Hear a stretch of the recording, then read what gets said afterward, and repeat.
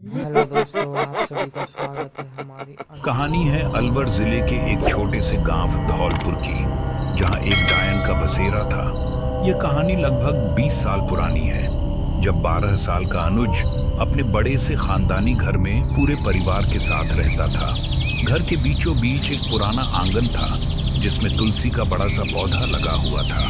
उसी आंगन से जुड़े हुए कई और कमरे और घर थे। सब कुछ आम दिनों की तरह सामान्य चल रहा था। घर में शादी की तैयारियां चल रही थीं। हंसी मजाक, मेहमानों का आना जाना, ढोलक की आवाजें, पूरा गांव मानो एक ही परिवार बन गया था। लेकिन इतनी खुशी के बीच एक चीज धीरे धीरे बदलने लगी थी। अनुज की माँ, जिनके चेहरे पर हमेशा मुस्कान रहती थी, अचानक चुप रहने लगी। वो गुमसुम और खोई खोई सी रहने लगी, जैसे किसी अनदेखे डर ने उन्हें जकड़ लिया हो। फिर शादी के लिए बहुत दूर से एक बुजुर्ग पहली बार घर आए। उन्हें देखते ही अनुज ने पहली बार अपनी माँ का ऐसा रूप देखा जिसे देखकर वह खुद डर गया। उनकी आंखों में इतना गहरा गुस्सा था, मानो वो उस बुजुर्ग को जिंदा निगल जाना चाहती हो। शादी से करीब 2-3 दिन पहले की बात है। रात में घर के आंगन में हल्दी की रस्म चल रही थी। चारों तरफ हंसी मजाक और मेहमानों की बातों की आवाजें पूरे आंगन में गूंज रही थीं। घर में आए मेहमानों के बच्चे भी उस पल का पूरा आनंद उठा रहे थे। गांव के बड़े बुजुर्ग और अनुज के दादाजी आंगन में बैठे बातें कर रहे थे। सब कुछ बिल्कुल सामान्य लग रहा था। तभी बिना किसी को पता चले आंगन के एक कोने से धुआं निकलने लगा। शुरुआत में किसी का ध्यान उस तरफ नहीं गया, लेकिन अचानक वहां दूर खड़े एक बच्चे की चीख ने सब कुछ हिला दिया।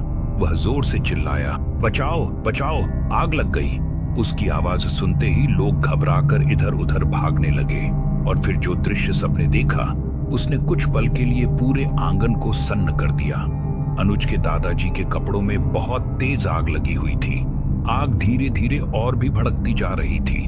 सबसे हैरान करने वाली बात यह थी कि वहां ऐसा कुछ भी नहीं था जिससे आग लग सकती थी। न कोई दिया, न कोई चूल्हा, न कोई जलती हुई चीज। लोगों ने बिना देर किए तुरंत पानी डाला। काफी मुश्किल के बाद आग बुझाई जा सकी, लेकिन तब तक उनके पैर का एक हिस्सा बुरी तरह जल चुका था। अनुज के दादाजी की टांग पर कपड़ा चिपक चुका था। घर की औरतें रो रही थीं। बच्चे डर के मारे अपनी माओं से लिपट गए थे। पूरा आंगन, जो कुछ देर पहले हंसी और गीतों से भरा था, अब खामोशी से भर चुका था। दादाजी दर्द से कराहते हुए बार बार बस एक ही बात कह रहे थे, वो वापस आ गई है। लेकिन किसी की समझ में नहीं आया कि आखिर वो कौन थी। अनुज की मां सावित्री सबसे अलग खड़ी थी।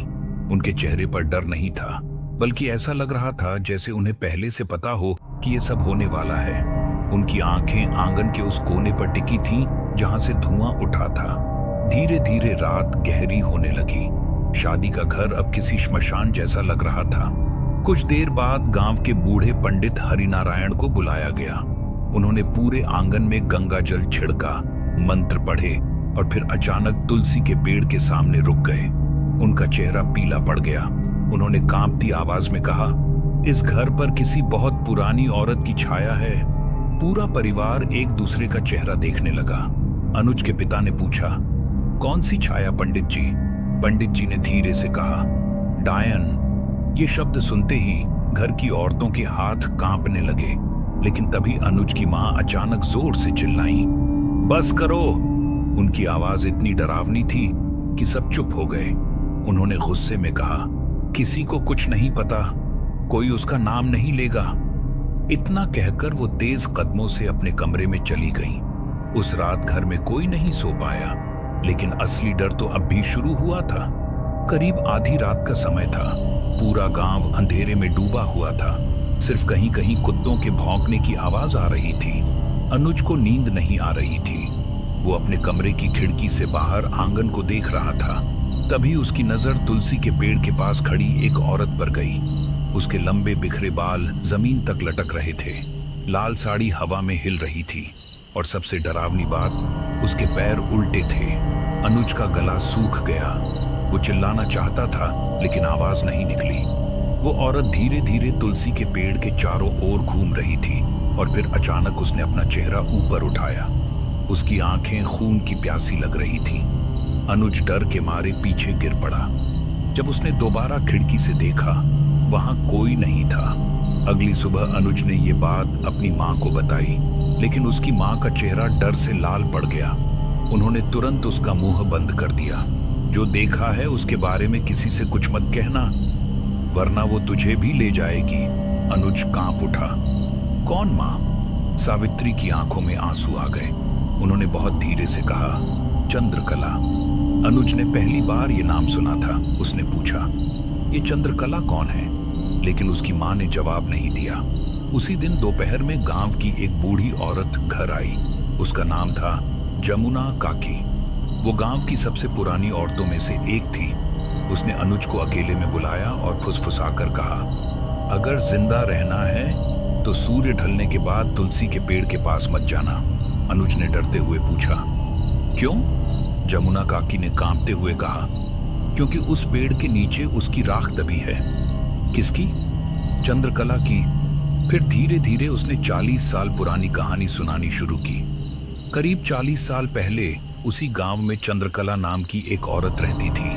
वो बहुत सुंदर थी, लेकिन गांव वाले उससे नफरत करते थे क्योंकि उसके पति और बच्चे की एक हादसे में मौत हो गई थी।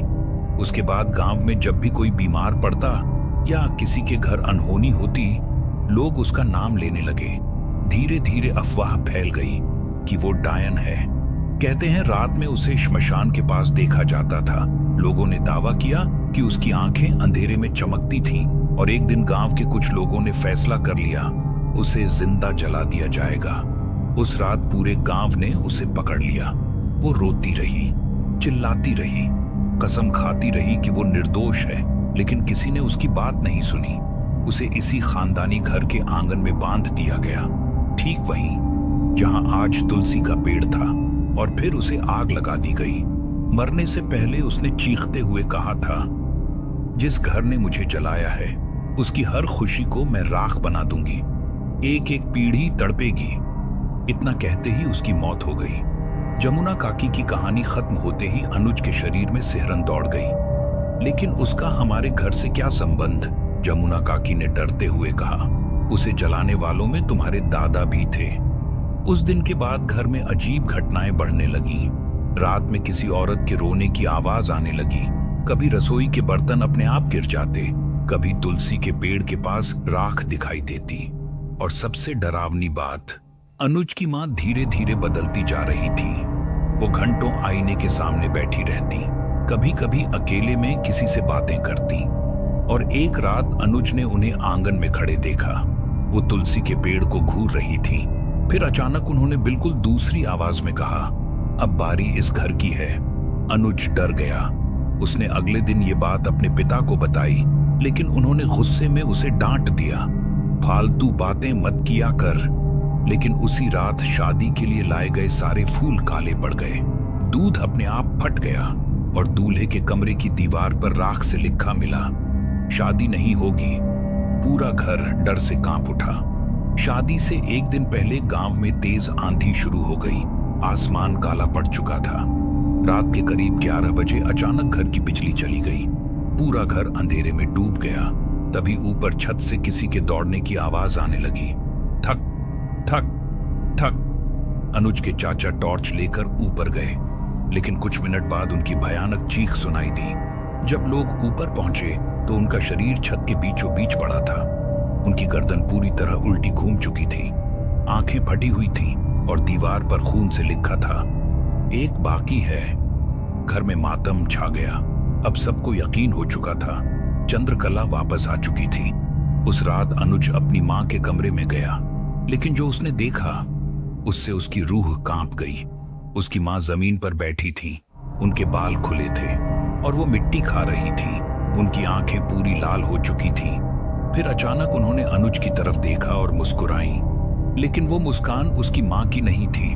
उन्होंने भारी आवाज में कहा, मैंने कहा था ना, सबको मार दूंगी। अनुज डरकर पीछे भागा। तभी उसकी मां हवा में उठ गई। कमरे की सारी चीजें अपने आप हिलने लगीं और फिर अचानक उन्होंने चीखते हुए कहा, उस रात मुझे बचाया क्यों नहीं?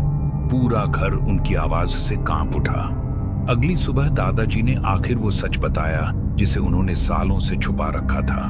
उन्होंने रोते हुए कहा, चंद्रकला डायन नहीं थी, पूरा परिवार सन्न रह गया। दादाजी ने बताया कि गांव के जमींदार की नजर चंद्रकला पर थी। जब उसने जमींदार का विरोध किया तो उसे डायन घोषित कर दिया गया और गांव वालों को भड़काकर उसे जिंदा जला दिया गया। दादाजी भी उस भीड़ का हिस्सा थे। हम सब गुनहगार हैं। दादाजी रोने लगे। तभी अचानक कमरे की खिड़की अपने आप खुल गई। ठंडी हवा का झोंका आया और एक आवाज गूंजी, अब पछताने से क्या होगा। गांव वालों ने पास के जंगल में रहने वाले तांत्रिक कालीनाथ को बुलाया। उसकी आंखें लाल थीं, गले में हड्डियों की माला थी। वो घर में घुसते ही रुक गया, फिर बोला, बहुत शक्तिशाली आत्मा है। उसने तुलसी के पेड़ के पास जमीन खोदने को कहा। जब मिट्टी हटाई गई तो नीचे से जली हुई चूड़ियां और कंकाल के टुकड़े निकले और तभी अचानक पूरे आंगन में औरत की जोरदार हंसी गूंज उठी। तांत्रिक ने मंत्र पढ़ना शुरू किया, लेकिन अचानक उसकी माला टूट गई। उसकी आंखें डर से फैल गईं। ये सिर्फ आत्मा नहीं, ये बदला है। शादी वाली रात आखिर आ ही गई। पूरा घर खाली कराया जा चुका था। सिर्फ परिवार के कुछ लोग और तांत्रिक अंदर थे। आधी रात होते ही आंगन में तेज हवा चलने लगी। तुलसी का पेड़ अपने आप हिलने लगा और फिर धीरे धीरे धुएं के बीच एक औरत दिखाई दी। जला हुआ शरीर, काली आंखें, लंबे बाल, चंद्रकला। अनुज की मां अचानक उसके सामने जाकर खड़ी हो गई और फिर चंद्रकला उनकी देह में समा गई। सावित्री की आवाज बदल गई, आज इस घर का आखिरी दिन है। तांत्रिक मंत्र पढ़ने लगा, लेकिन तभी घर की दीवारों में आग लगनी शुरू हो गई। हर तरफ चीखें गूंजने लगीं। अनुज डर के मारे रोने लगा। तभी उसकी मां की आंखों से आंसू निकले। कुछ पल के लिए ऐसा लगा जैसे सावित्री अंदर से लड़ रही हो। उन्होंने चीखते हुए अनुज से कहा, भाग जा अनुज। लेकिन तभी चंद्रकला की आवाज गूंजी, कोई नहीं बचेगा। और फिर पूरा घर आग की लपटों में घिर गया। उस रात क्या हुआ कोई नहीं जानता, क्योंकि अगले दिन गांव वालों ने सिर्फ जला हुआ घर देखा। उस हादसे में अनुज के परिवार के कई लोग मारे गए, लेकिन अनुज जिंदा बच गया। आज 20 साल बाद भी वो घर वीरान पड़ा है। गांव वाले कहते हैं हर अमावस्या की रात वहां से औरत के रोने की आवाज आती है और तुलसी के जले हुए पेड़ के पास आज भी एक औरत दिखाई देती है जिसके पैर उल्टे होते हैं। कुछ लोग कहते हैं वो चंद्रकला है और कुछ कहते हैं वो अब। अगर आपको हमारी स्टोरी अच्छी लगी हो तो लाइक करें और चैनल को सब्सक्राइब करें।